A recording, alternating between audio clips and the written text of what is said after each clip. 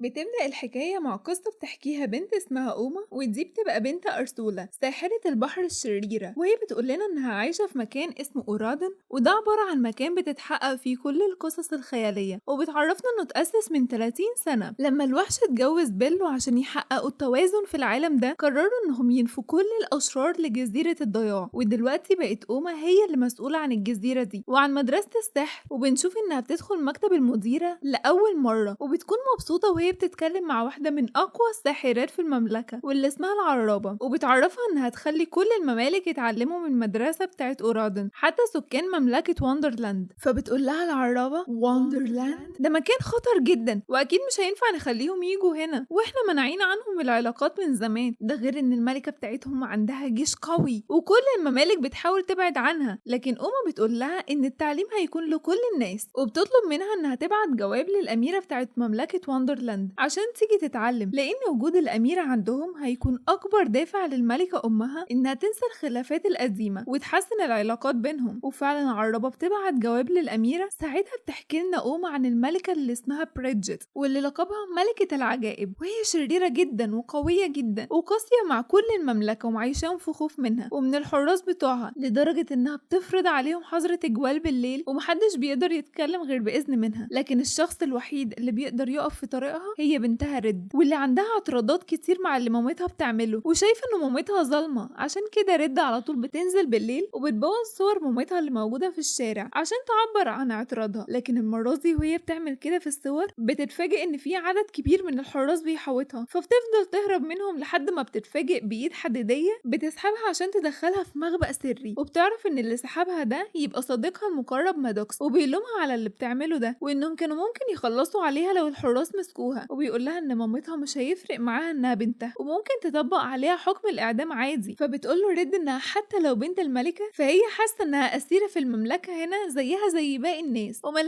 اي امتيازات ولا عارفة تعيش حياة عادية. وساعتها بيقول لها مادوكس انه خايف عليها وعاوز يوفر لها حياة احسن من اللي هي عايشاها دلوقتي، وبيوريها الاختراع الجديد بتاعه واللي يعتبر آلة زمن، وبيقول لها ان ممكن تستخدم الآلة دي صح وتغير حاجات كتير قوي. ومن الناحية التانية بنشوف بنت اسمها كلوي، ودي بتتدرب مع باباها تشارمينج على القتال بالسيف، وبتكون متميزة جدا وعارفة تستخدمه صح. وبعد التدريب بتيجي مامتها سندريلا وبتسلم عليها، وبيبقى واضح الحب الكبير بينها وبين الأمير تشارمينج. وكلوي بتفضل تقول لهم انها مبسوطة بالعلاقة اللي بينهم ونفسها تعيش قصة حب زي اللي هما بيعيشوها دلوقتي، وبتطلب من مامتها انها تديها هدية، واللي بتكون الحذاء الزجاجي بتاعها اللي كانت لابساه في الحفلة اللي اتعرفت فيها على باباها. وفعلا سندريلا بتديها الحذاء بتاعها وبتقول لها انه مهم جدا ولازم تحافظ عليه. وبعدها بنرجع لمملكة وندرلاند لما بتعرف الملكة بريدجت ان في حد بوظ الصور بتاعتها امبارح، بتنادي على رئيس الحرس عشان تسأله مين اللي عمل كده، فبيقول لها انه ما يعرفش وعمل كل اللي عليه عشان يوقف الشخص اللي عمل كده في صورها، لكن هرب في الاخر. وساعتها بتقول الملكة انه لازم يتعاقب على التقصير بتاعه ده. وفي الوقت ده بتوصل بنتها ريد، فبتطلب منها مامتها انها تحكم عليه بعقاب مناسب، فبتقول لها ريد انه عمل اللي عليه وده مش ذنبه. وبنلاقي ان الملكة بتلومها وبتقول لها ان المعاملة دي مش هتخليكي ملكة ابدا، لان الملكة لازم تخلي شعبها يخاف منها عشان يطاعها وينفذ اوامرها، فمش بيبقى قدامها حل غير انها تحكم عليه بالاعدام. فبتقول لها مامتها انها كده بدأت تتعلم، وبتأمرها انها تنفذ حكم الاعدام عليه عشان يكون عبرة لغيره من اللي بيأثروا في شغلهم. وساعتها بتحاول ريد انها تأخر الوقت شوية وتفكر في حل غير ده، ولحسن الحظ بيوصل صديقها مادوكس ويقول للملكة انه وصل لهم جواب من مدرسة أورادن وبيطلب فيه من الأميرة ريد انها تنضم ليهم، فبتسأل الملكة بنتها ان كانت موافقة على الانضمام ولا لأ، وساعتها بتقول ريد انها موافقة بس عارفة انك مش هتوافق اني اروح هناك. فبتفاجئها الملكة وبتقول لها انها موافقة على انضمامها للمدرسة، وبتطلب منها انها تستعد عشان هتوصلها بنفسها. وطبعا ريد مش مصدقة اللي بيحصل ده، وبنروح لسندريلا وبنشوفها وهي بتجهز كلوي بنتها عشان هتوديها مدرسة أورادن، وبتكون سندريلا متحمسة جدا انها تدخل بنتها نفس المدرسة اللي هي راحتها وهي صغيرة. وبرضه في نفس الوقت بتكون الملكة بتتحرك هي وريد عشان يروحوا المدرسة، ولما بيوصلوا بيكونوا الحراس مش مصدقين ان ملكة وندرلاند بنفسها موجودة عندهم، خصوصا ان بينهم وبين وندرلاند مشاكل كتير قوي وحروب، وبتتعامل الملكة بريدجت مع الحراس بشكل وحش جدا، فبيضطروا يعدوها بسرعة من غير ما يتكلموا معاها. واثناء كده بتكون سندريلا وبنتها كلوي وصلوا، وبيتضح ان سندريلا وبريدجت عارفين بعض، وبيبقى واضح ان بينهم مشاكل كتير كتير قوي ومش حابين يتعاملوا مع بعض، خصوصا بريدجت اللي بتتعامل مع سندريلا بطريقة وحشة جدا. ولما بيدخلوا جوه بيكون الجميع في القاعة، وبتتكلم بريدجت مع ريد وبتقول لها انها مامتها ولازم تثق فيها، وبتديها المراية اللي بتوريها المستقبل، وبيظهر ان هي ومامتها هيحكموا مع بعض وهيفضلوا مع بعض على طول. واثناء الكلام بتطلع العربة وبتقول كلمة لانها كانت المديرة القديمة للمدرسة، وبيكون جه الوقت عشان تعلن المديرة الجديدة، وبتكون أوما وبتقدم عرض مسرحي هي والفريق بتاعها. لكن فجأة لما العرض خلص بتستخدم بريدجت سحرها على ورق الكوتشينة، وبتقفل مداخل ومخارج القاعة كلها، وبتستدعى جنود بيهجموا على القاعة، وبتحصل فوضى في المكان كله، وبيبدأ الأمر يخرج عن السيطرة. وأوما واللي معاها بيبعتوا جنود عشان تحمي القاعة، لكن بيكون جنود بريدجت أقوياء جدا. فبتقول بريدجت إنها كانت مستنية اللحظة دي عشان تنتقم من اللي حصل فيها. وبعدين بتروح لها سندريلا وتقول لها تنسى اللي حصل لأنها كانت حادثة مش مقصودة. لكن بريدجت بتقول لها إنها ما كانتش مجرد حادثة، دي دمرتها ودمرت حياتها، وبتقول لها إن اللي عملوه فيها وقتها كان قاسي على أي بنت في سنها. وبتطلب بريدجت من سندريلا إنها تركع قدامها وهي هتساعدها، لكن سندريلا بترفض وبتقول لها إنها مستحيل تركع لها. وبتقول لها بريدجت إنها كده عاصت أمر ملكي، وبتطلب من ريد تحدد العقوبة بتاعتها. فريد بتتوتر ومش بتكون عارفة تعمل إيه، فبتقول لها مامتها إن الملكة القوية هي اللي بتكون قادرة تصدر الأوامر والكل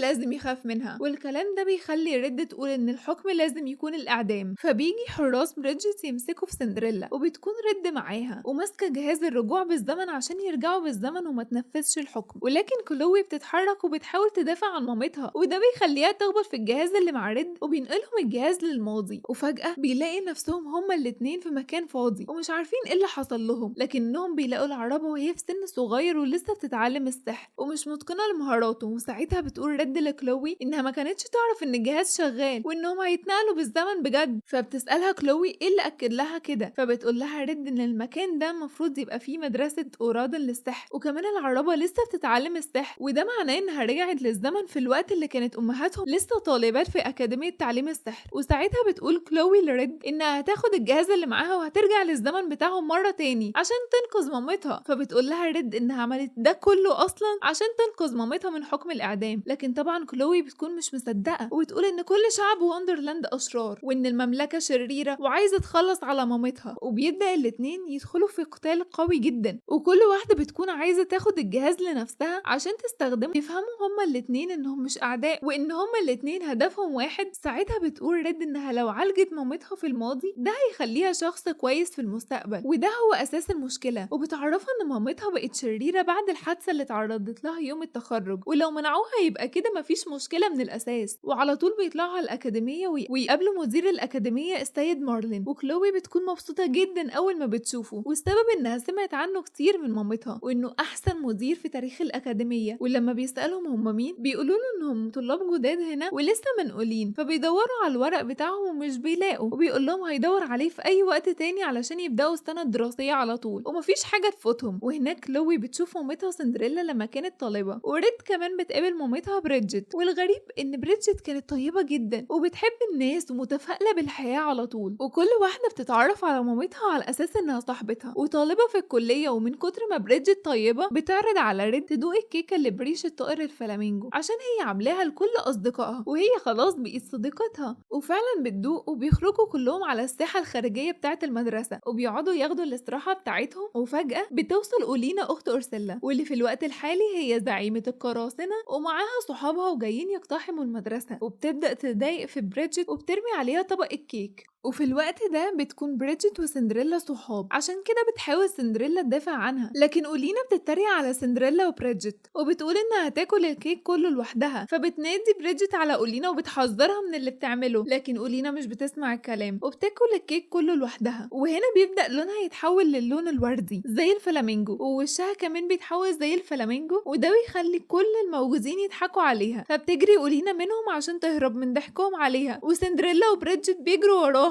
وبيفضلوا يطاردوا بعض لحد ما بتقع أولينا في النافورة. ولما بتطلع بيرجع وشها لطبيعته تاني، وبتتوعد لبريدجت وبتقول لها انها مش هتسيبها. وساعتها بتقول ريد انهم على الاقل عرفوا مين هيعمل المقلب في مامتها وان دي الحادثة اللي غيرت حياتها وكده يبقى سهل يوقفوها. وبعدها بيتجمعوا كلهم عشان يتكلموا مع بريدجت ويقولوا لها انها ما تزعلش من اللي حصل. لكن الغريب ان بريدجت هي اللي بتكون زعلانة لانها ضايقت أولينا وبتكون عايزة تعتذر لها. وفي الوقت ده بيجي تشارمينج وبيسلم على سندريلا وبيقول لها انه معجب بشجاعتها واللي عملته عشان تساعد بريدجت. وكلوي في الوقت ده بتقول لريد ان اكيد قصة حب باباها ومامتها بدأت من اللحظة دي، لكن ريد بتفكر في حاجة واحدة بس، هي ان مامتها كانت طيبة ومشاعرها رقيقة جدا، وبتقول ازاي اتحولت لشخص شرير مش عنده قلب بالطريقة دي. وبتقول لكلوي ان اكيد مامتها تعرضت لحاجة صعبة جدا هي اللي كسرت قلبها بالشكل ده وخلتها شخص قاسي. وبيقرروا هما الاتنين انهم يروحوا لسندريلا مامة كلوي عشان يعرفوا منها معلومات يقدروا من خلالها يوقفوا اولينا. وفعلا بيروحوا هما الاتنين عند بيت سندريلا اللي بتكون عايشة عند مرات باباها وبناتها، وطبعا سندريلا هي اللي بتمسح وتكنس وبتعمل كل شغل البيت. لما بتشوف كلوي وريد بتدخل، لكن بتطلب منهم يساعدوها في شغل البيت عشان مرات باباها ما تعاقبهاش. وفعلا بيدخلوا هما الاتنين ويبداوا يساعدوها في شغل البيت اللي مطلوب منها. وريد بتقول لها انها قلقانه ان اولينا تعمل حاجه في بريدجت عشان تنتقم منها، عشان كده بتسالها على المكان اللي ممكن يلاقوا اولينا. وساعتها بتقول لهم سندريلا ان اولينا واصحابها بيقعدوا عند البحيره السوداء، وهو ده المكان اللي بيتجمع عنده كل الاشرار. وهما بيتكلموا بتوقع كلوي فازه، والفازه بتتكسر وسندريلا بتخاف جدا وبتحاول تشيلها بسرعه، لكن مرات باباها بتنزل من فوق وبتتخانق معاها وبتطرد ريد وكلوي، وبتقول لسندريلا ان الفازه دي غاليه وعشان كده متعاقبه النهارده ومش هتتعشى وهتبال في الحظيره. وساعتها كلوي بتحس بالذنب وبتفضل تعتذر لها وتقول لها انها ما كانتش تقصد، لكن سندريلا بتتضايق جدا وبتقول لها ان للاسف ده مش هيخليها ما تتعشاش او ما تباتش مع الحيوانات في الحظيره، وبتطلب منهم يمشوا هما الاتنين. وفعلا بيمشوا وبتحس كلوي انها متسببه في عقاب مامتها، لكن ريد بتفكرها انها دي كانت حاجات في الماضي ومامتها خلاص عاشتها ودلوقتي لازم يفكروا ازاي يصلحوا المستقبل. وعلى طول بيروحوا للبحيره السوداء، وهناك بيشوفوا أولينا واصحابها وهم داخلين جوه كائن بحري عملاق، وبيفضلوا يعملوا طقوس غريبه جدا عشان يفكروا في طريقه ينتقموا بيها من بريدجت وكلوي وريد. وبيسمعوا ان أولينا بتدور على الكتاب السحري عشان ده اللي هيكمل الطقوس، فبيمشوا هما الاتنين، لكن واحد من المخلوقات البحريه بيشوفهم وبيهجم عليهم وبيوقع كلوي على الارض وكان هياكلها، لكن ريد بتنقذها وبيهربوا بسرعه. وكلوي بتفضل تشكر في ريد عشان انقذتها، وبعدها بيكملوا هما الاتنين وبيروحوا على بيت بريدجت، بس مش بيقولوا لها اي حاجه من اللي أولينا عايزه تعمله. لكن ريد بتقول لها انا سمعت انك بتحبي تحتفظي بالكتب، وبتسالها عن الكتاب السحري، فبتقول لها بريدجت انها هتدور عليه. بس ريد بتشوف المرايه السحريه بتاعت مامتها، وبريدجت بتستغرب ازاي عارفاها، فبتقول لها ريد انها قرأت عنها في الكتب. فبتروح بريدجت تدور على الكتاب، وريد بتبص في المرايه عشان تعرف مامتها بتعمل ايه، فبتلاقي انها بتعذب تشارمينج بابا كلوي وكسرت الحذاء الزجاجي بتاع سندريلا. وبتقول لها ريد ان الوضع بقى صعب ولازم يتصرفوا بسرعه، بس بتيجي بريدجت في الوقت ده وبتقول لهم ان مش عندها وانه موجود في مكتب المدير ميرلينج وعامل عليه تعويذه مضاده عشان ما يقعش في ايد الناس الغلط. بعدها بتمشي ريد وكلوي وبيفضلوا يتخانقوا مع بعض عشان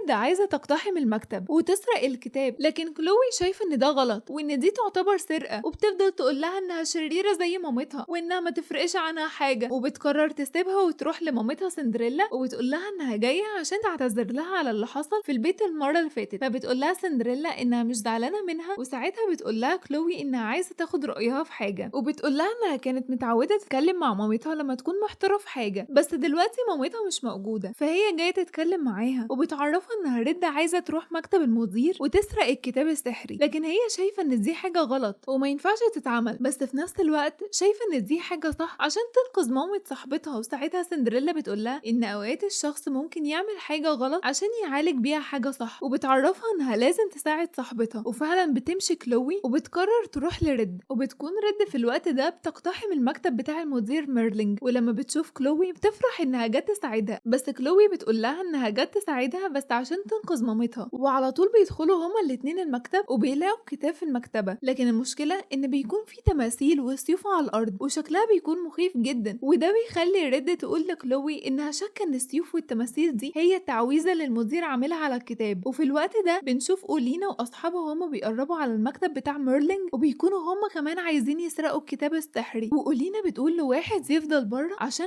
لو ميرلينج جه يعمل اي صوت، وبعدها تتحرك من المكتب على طول. وبيكون في الوقت ده ريد وكلوي قدروا يوصلوا للكتاب، لكن فجأة بيتحرك تمثال على شكل بومة وبيبدأ يطير في كل مكان وبيفضل يطاردهم، وفجأة السيوف اللي على الأرض بتبدأ تهاجمهم هما الاتنين، وكلوي بتحاول تصد السيوف دي وبتقول لريد تحاول تاخد الكتاب بسرعة، لكن المشكلة ان السيوف بتكون كتير جدا وبتكون هتخلص عليهم هما الاتنين، لكن بيفضلوا يحاولوا لحد ما بيقدروا يخلصوا على التماثيل وبيتخلصوا من كل السيوف. بس المشكلة ان في بومة من التماثيل بتخرج بره المكتب، فبتقول ريد لكلوي انهم لازم يخرجوا من المكان ده بسرعة قبل ما ميرلين يجي، لان البومة دي هتروح تقوله واكيد هيكون جاي دلوقتي. وفي الوقت ده بتقتحم أولينا واصحابها المكتب وبيقدروا ياخدوا الكتاب منهم، وريد بتقول لكلوي انهم لازم ياخدوا الكتاب منهم بسرعة، لكن كلوي بتقول لها تسيبهم يفتحوا الكتاب، وبتكون واثقة قوي وده اللي بيخلي ريد تسكت وتسيبهم يفتحوا. وفعلا أولينا بتفتح الكتاب، بس فجأة بتطلع طاقة سحرية وبتجمد أولينا واللي معاها وبتحولهم تماثيل. وساعتها بتقول كلوي لريد ان مامتها قالت ان ميرلينج عامل تعويذة على الكتاب عشان ما يقعش في ايد الشخص الغلط، لكن لو وقع في ايد الشخص الصح مش هيعمل له اي حاجة. وبتطلب من ريد انها تفتح الكتاب، لكن ريد بتقول لها انها ممكن تتحول لتمثال زيهم لانها قالت لها قبل كده انها شريرة زي مامتها. بس كلوي بتقول لها انها مش شريرة ولا حاجة وانها طيبة وعايزة تعمل خير وتوقف ظلم مامتها. وفعلا ريد بتسمع كلامها وبتفتح الكتاب ومش بيحصل لها اي حاجة، وبتقرر انها تاخد الكتاب وتمشي بسرعة هي وكلوي قبل ما ميرلينج يجي. وفعلا في الوقت ده ميرلينج بيوصل وبيلاقي أولينا واللي معاها متجمدين، وبيعرفوا ان التعويذة اشتغلت وانهم يستاهلوا العقاب اللي حصل لهم، وبيقول لهم انهم هيفضلوا كده طول العمر. وبعدها بنشوف كلوي وريد بيستخدموا تعويذة سحرية من الكتاب، وبيكونوا مبسوطين ان كده بريدجت ما حصلهاش اي حاجة في الحفلة لان أولينا نفسها اتجمدت ومش هتأذيها واكيد ده هيغير المستقبل. وبيستخدموا بعدها الجهاز بتاع ريد وبيرجعوا للزمن بتاعهم مرة تانية، وهناك بيلاقوا أوما بتتكلم عن المدرسة وكل الناس مبسوطين. وبتقوم الملكة بريدجت وبتعمل تعويذة سحرية زي المرة اللي فاتت، لكن المرة دي مش عشان ينزل جنود لكن بينزل ورود وقلوب، وبتقول لهم انهم لازم ينشروا طاقة الحب في كل مكان. وبيكون شكلها متغير ومبسوط، وده بيخلي ريد وكلوي يعرفوا ان التعويذة نجحت وان بريدجت اتغيرت وبقت طيبة كمان. وبتيجي سندريلا وبتسلم على بنتها وبتكون فخورة بيهم جدا ومبسوطة قوي، وبيفضلوا كلهم يغنوا ويرقصوا مع بعض. لكن ريد بتقول انهم لسه مش عارفين ايه عواقب انهم رجعوا للماضي وغيروه في المستقبل، اكيد الموضوع مش هيعدي من غير ما يحصل حاجة، لكن لحد دلوقتي مفيش اي حاجة حصلت. وبكده بتكون خلصت حكاية النهاردة. قولوا لنا رأيكم في الكومنتات، ولينك الفيلم ده هتلاقوه في وصف الفيديو. وسلام.